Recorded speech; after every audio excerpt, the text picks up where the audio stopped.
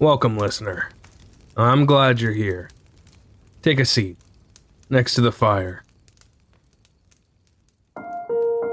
Welcome to Obscura, where we shine a light on the dark.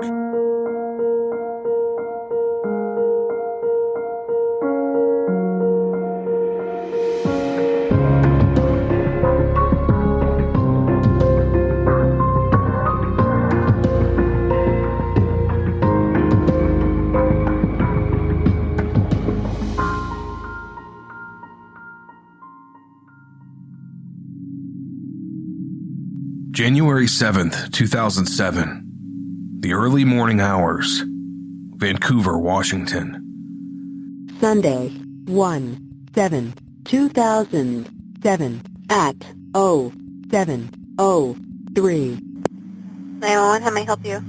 I'm Dylon Peterson, and I just killed 2 people. Who did you kill? Matthew Nagel and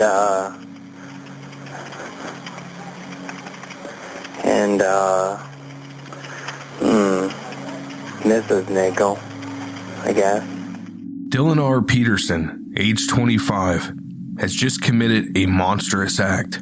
Dylon was living with the Nagel family for a little over 2 months at the time that he killed Matthew Nagel, age 15, and Matthew's mother, Sandy Terrell, age 45. Okay, and where are you at right now? I am at 21. No. And how did you kill them? Vancouver, with a knife. Are they there too? Not anymore. Where are they at? Well, they're here physically, but they're not here, spiritually. Their bodies are there? Yeah. Who are they to you? Who are they to me? Uh-huh. No one. Dylon had befriended his classmate, Nick Nagel, as they both attended the same culinary school. The two hit it off quickly. Dylon's finances were going poorly. Before long, he lost his apartment and faced homelessness. Nick talked his parents into allowing Dylon to stay at their home until he got back on his feet, an act of kindness that wouldn't go unpunished. What's your name? My name's Dylon Peterson. Peterson? What's your Yeah. first name? Joan? No, Dylon Peterson. Joan? D-O-A-N? How What? do you spell your first name? How do I spell my first? Dylon. Dylon. And what's your middle initial, Dylon? R. And your date of birth?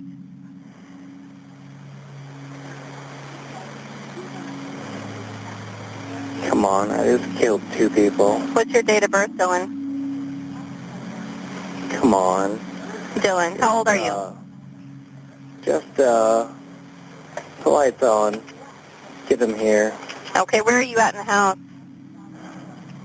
At the front door.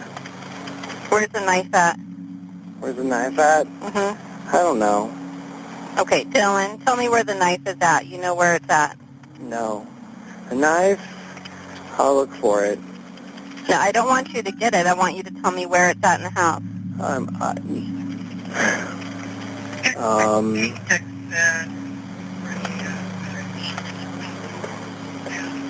No.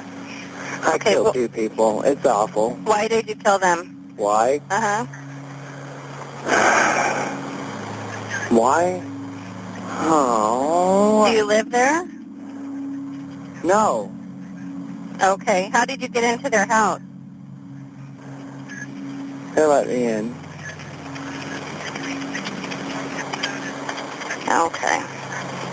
Really? No. Come on. I killed 2 people. I understand that, You Dylon. got that? Yes. I killed 2 people. I Okay. killed them. Why did you kill them? Why? Yes. Because Why?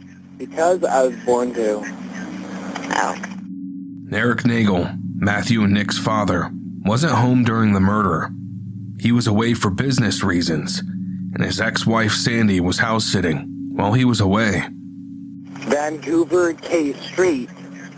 There's an orange Camaro outside. There's a red neon, somewhere near Is the Camaro yours? No. No. No. Okay. You gotta be kidding me. Okay. What type I of know car it do was you this have? easy. I would have done it sooner. Do you realize that? What type of car do you have, Where's Dylan? the knife? I don't drive. Come Okay. on. Give me a break. Where do you live at? Oh, awful. Awful. It's terrible. I called 911, and there's no cops here. Okay, I gave you the street, the cross street. I gave you everything, and there are 2 people dead, and it's bloody, and it's gross. okay. How long ago did you do this? After I knew both of them were dead? No. How long ago did that happen? Are you sure that they're How dead? long ago? Yes. Oh, poor Sandy just stopped breathing. Poor Sandy just stopped breathing. Poor Okay. Sandy. Poor Is anybody else there with you? No. No, there's not. But there's a ton of blood. Oh, Okay. Are you still by the front door? No, but the front door is open. The front door's open? Yeah. The Okay. dog's outside. Where are you at in the house? By the front door. It's not a big apartment. Okay. It was the morning when Dylon stabbed both Matthew and Sandy to death. One thing I find disturbing about the call is that Dylon seems annoyed that the 911 dispatcher isn't more shocked by the call. It's hard to tell how much Dylon is being theatrical versus how mentally ill he actually is. There's part of how he's behaving that reminds me of an over-the-top comic book villain or wrestling character, as if Dylon is partially playing a role. It's not a big apartment. Sitting outside with blood all over myself. Are you inside or outside right now? I'm outside. I'm in the doorway, talking to you, Okay. looking at the trellis that is toppled over. Yeah. No. I killed 2 people with a knife. Okay. I killed 2 people with a knife. Do you know what that takes? It takes a lot. Awful. It's terrible. It's awful. Okay. Do you know where the knife is right now? Where? No. Do you have it on you? No. Okay. No. I killed him and I lost it. You think I'm shitting you? You really think I'm shitting you? No, I believe you, Dylan. I believe you. Yeah. 16,540. Yeah. No. They're dead. It's terrible. Terrible. I killed them. Do you know those people, or you just picked that house? And 16,5 staging there on 40. Copy. TV's just arriving. I'll update you when I can. Everything comes to an end, right? Everything. I killed 2 fucking people. I killed them. I can't believe I killed them, but I did. I killed them. I killed them both. It was me. Yeah, there's blood everywhere. There was a fight. It was terrible. What happened? They let you in, and you had a fight with them? There are lifeless bodies here. Did you go there with the intention to kill them, Dylan? Oh. What the intention?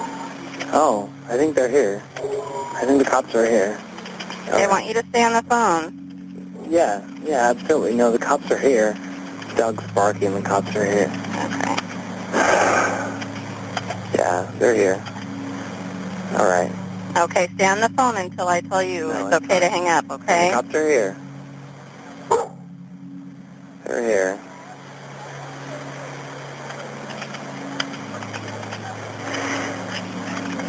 Yeah, no. Oh. Man. Are you still in the doorway? No. Where are you at now? Cops. I'm waiting for the cops. I know you're waiting for the I cops. know I'm waiting for the cops. Are you inside or outside? Oh. Shit. It was me. It was all me. The massacre. Disgusting. No, Dylan, stop. That's what they said. No, Dylan, stop. No. No. I saw the knife. I saw the knife. Months ago, I saw the knife. Oh. Yeah. My goodness. He's a talented boy. Right here. And his sick mother. Oh. There were a ton of people here. There were a ton of people here. When this happened, there were a ton of people there? No. Oh, okay. No. No, there wasn't.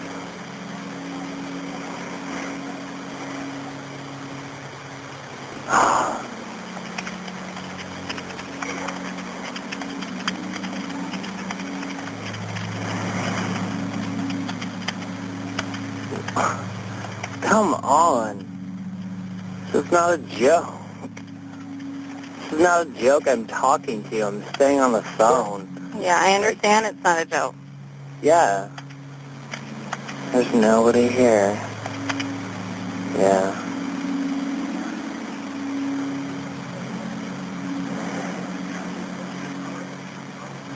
No. Is that your dog that's there? They're here. Yeah, that's the dog. Is it your dog? Do you know what its name is?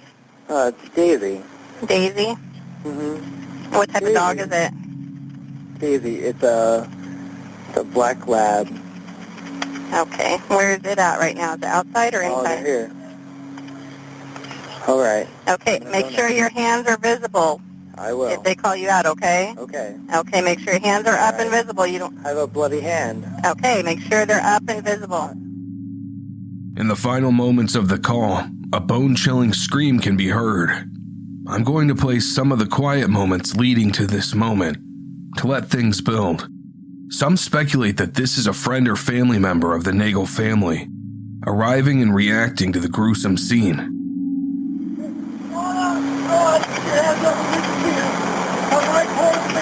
Okay, go ahead and go out, Dylan. Keep coming right towards us here. Keep coming. Okay, now turn around. Down on your knees. Down on your knees. Stay right there.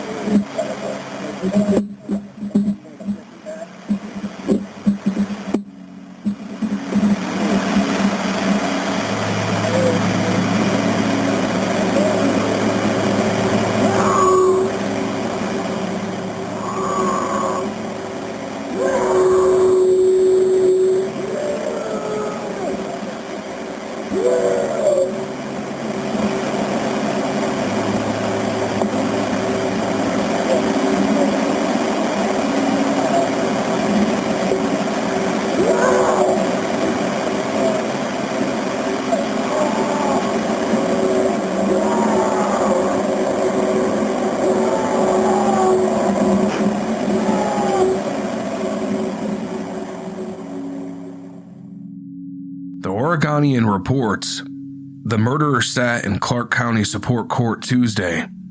His eyes turned downward as friends and family members of his two victims spoke. Sandra J. Terrell's mother, Betty Montgomery, said she missed talking and laughing with their daughter. Whitney Ling, 16, called her longtime friend, 15-year-old Matthew E. Nagel, my little brother. my big brother, my other half. You are cold and evil, but you will never take their memory from us, Lang told Dylon R. Peterson, 25. In an April arraignment, Peterson pleaded guilty to 2 counts of first-degree murder and agreed to a prison sentence of more than 57 years. In return, Deputy Prosecutor Tony Golick agreed not to file aggravated murder charges and seek the death penalty, a possibility because Peterson admitted killing more than one person. After the sentencing, Peterson's mother, 2 sisters, and brother, who had traveled from Idaho, wiped tears from their eyes. They declined to give their names. They approached Nagel and Montgomery, repeating time and time again, "I'm so sorry." Surprised, Nagel shook their hands and nodded. "I don't think anybody really understands," Montgomery gently told Peterson's family. An obituary was posted for 15-year-old Matthew Nagel that I believe is worth reading here. It reads, Matthew Eric Nagel, 15, of Vancouver, Washington, died January 7, 2007. He was born April 22, 1991, in Vancouver, Washington, to Sandy Terrell and Eric Nagel. At the time of his death, he was a sophomore at Hudson Bay's High School and had many friends in the Evergreen School District. He was an avid guitarist, enthusiastic skateboarder.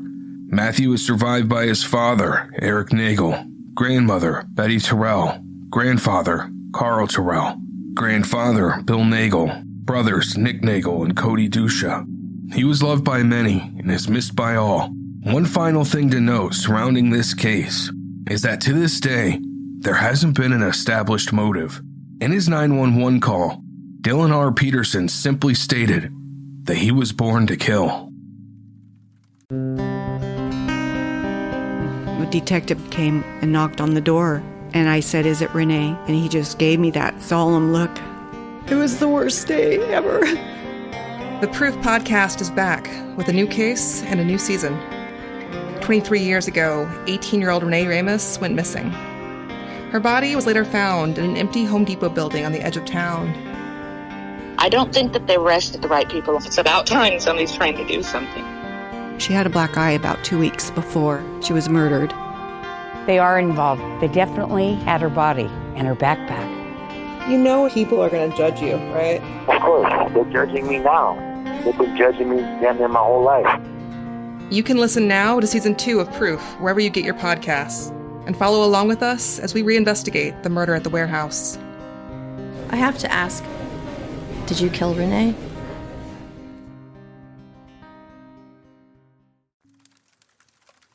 In the second half of this episode, I'm going to cover a more recent event, and this one's going to be a little bit more off the cuff than usual. I have some documents up and I'm going to be reading from them, but what I should warn you is that the subject matter here is a little blue, but the subject is extremely graphic, and if you hear anything that starts to bother you, I would suggest turning the episode off. That out of the way, let's get into it. 3 days ago, Samantha Lee White and her husband, John White, were arrested. What they were arrested for is something that will no doubt destroy their reputation. This charge will always be tied to them. And while they haven't been prosecuted yet, and at least one of them has pled not guilty, there will be no escape from this. It is bad enough that after they potentially serve time, I would imagine the best course of action would be to change their names. Now, you might be asking, what could be so bad about this? Well, before we get into this, when I first read the headlines, like many others do, I hopped online and I searched up their Facebooks. And what you see is a very happy family. You see a husband, a wife, living in Florida with their children and their dogs. And they take a lot of pictures. And they have pictures dating back to where Samantha White, the wife, was very young. I mean, I want to say younger teens, as young as like 13, smiling, posing with her dog. And then eventually, gets older, gets married, has kids. The world is their oyster. They have their whole lives ahead of them. Now, what I'm going to do, instead of, for those not in the know, kind of spoiling things, so to speak, I am going to read the probable cause statement, and things will unveil themselves. Now, again, if you are sensitive to what starts coming out here, just turn the episode off. All right, so let's get into it. The probable cause statement reads, on February 15th, 2024, Detective Sin Chi of Lee County Sheriff's Office, along with other members of the Lee County Sheriff's Office, executed a residential search warrant at address here, I'm not going to read it, for an unrelated case pertaining to a child sexual abuse material investigation. That I find interesting, because although some people might have slammed the stop button already, this doesn't have to do with child sexual abuse material. So if you're sensitive to the child part, I'll let you know that's not where we land here. Lee County Sheriff's Office Detective Patrick Baricelli and Detective Sin Chi made contact with resident Samantha Lee White, a white female with date of birth March 3rd, 1997, who agreed to provide a non-custodial statement. During the statement, Samantha was advised she was not under arrest and free to exit the vehicle anytime she wished, to which she advised she understood. Now, listener, I'm sure most of you know, if in the same situation, you are advised that you're free to exit at any time and you can speak to a lawyer, and that you're not under arrest, you should probably do that, but I digress. Samantha provided the following statement, which is not verbatim. Samantha is fascinated by horse penis, and it is interesting to her of how the horse's penis flares out. She has watched possibly 5 videos of horses' penises, which include horses having sex with other horses and a female person performing oral sex on the horse's penis. Samantha locates the types of video by searching for horse sex on Google. Samantha has searched around other sex videos of various animals to see what piques her interest. Samantha has also watched canine sex videos to see if canines interest her. Initially, Samantha declined to answer if she made any videos with animals, saying that she was not comfortable talking about her sexual activities with a male detective present. Detective Sin Chi advised Detective Baricelli could step out so Samantha could be more comfortable, to which she agreed. Detective Sin Chi asked Samantha her involvement with canines. Samantha advised she has allowed her brown Labrador retriever, canine, Ruger, to penetrate her vagina with his penis a couple of times, with the last occurrence being a month or so ago. Samantha advised the sexual interaction with her canine was, quote, not my thing, but since a horse's penis fascinated her, she decided to engage in sexual acts with her canine. Samantha further explained that there is a knot on a canine's penis, which caused the canine to become locked up with another canine when they engage in sex. That interested Samantha, and she wondered how a canine penis could differ from a male's penis, due to its autonomy, and if she and her canine would get stuck together, like canines do. Samantha clarified that her canine's penis did not get locked up after the sexual intercourse.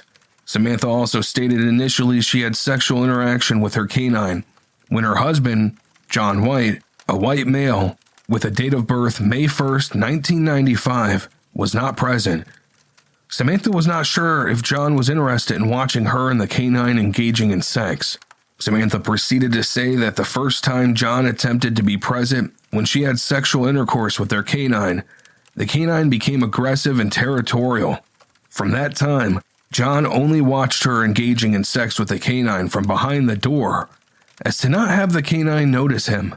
Samantha would engage in sexual intercourse with her canine either in the living room or the bottom bedroom, where all her clothes were located.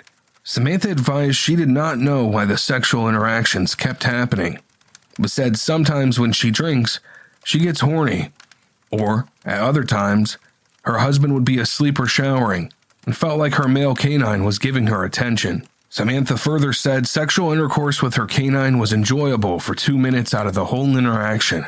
due to the canine getting territorial afterwards.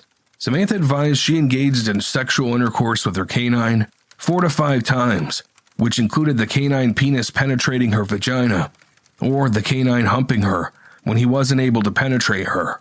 Detective Patrick Baricelli and Detective Sin Chi also made consensual contact with John, who agreed to non-custodial interview outside the Detective Sin Chi's vehicle. During the interview, John was advised he was not under arrest and free to walk away at any time he wished, to which he advised he understood. John provided the following statement, which is not verbatim. John denied knowledge of how his cell phone could have ended up inside the toilet bowl where it was located by detectives. After John took an extended amount of time to exit the residence during search warrant service and announcements of law enforcement, John advised that there was pictures of himself and his wife Samantha having sex with a canine on his cell phone. The canine involved in the sexual acts with Samantha is their chocolate male Labrador Retriever. John believes there are 1 or 2 files depicting Samantha engaging in sex acts with their canine. John stated the files would have been captured by him or Samantha. John recalls taking a video of Samantha engaging in sex acts with their canine sometime in the end of last year, 2023, the beginning of this year, 2024. John stated the day of the incident, Samantha and he were drinking, and the canine was being annoying. John does not recall who mentioned engaging in sexual acts with the canine, but he believes it would have been Samantha. He video recorded the sex act in which the canine penetrated his wife vaginally with his penis. This occurred in the downstairs living room. John denied participation of the sex act with the canine. Based on the above information, Detective Sin Chi finds probable cause to place Samantha White under arrest for sexual activities involving animals, and John White for violation of filming any pornographic image or video of a person and an animal engaged in any sort of sexual activities prohibited by this section. And so, yeah, that might have been a bit of surprise for those that hadn't heard of the case, but after I read the articles, I went digging in the Florida records, which, if you're not aware of, are very accessible, and I was very shocked by the filings. And the case is still ongoing. I probably won't follow up on it or anything. Man, what an awful case. 4 of their animals have been seized, thankfully. If anything, I feel terrible for the children in this situation. I would hope that they might go to some grandparents or some extended family member. These 2 do not need to be raising children, as far as I'm concerned, especially since the initial search warrant was for child abuse images. And yeah, that leads me to question, what else has Mr. John White and Mrs. Samantha Lee White been engaged with? What has these children been through? It is all left to speculation. I can't say directly that they're guilty or anything, but when they're doing these initial interviews and it's absolutely unbelievable and he's throwing his phone in the toilet, I mean, they look pretty guilty here. Anyway, one thing I will ask is, after you hear this episode and you likely track down their Facebook or whatever, like a lot of people like to do, please don't leave mean messages on their Facebook. Not for their sake. I don't personally care about how they specifically feel, but for the sake of their kids, their family, and their friends. This is a lot for a family to go through. And I don't even know how the kids are going to be able to handle this, considering they're not currently the youngest. And I don't know how their family is going to handle this. This is something that is going to haunt this family for many years. So yeah, be decent. Don't track them down. Don't post comments on their Facebook. And I think that about wraps today's episode up.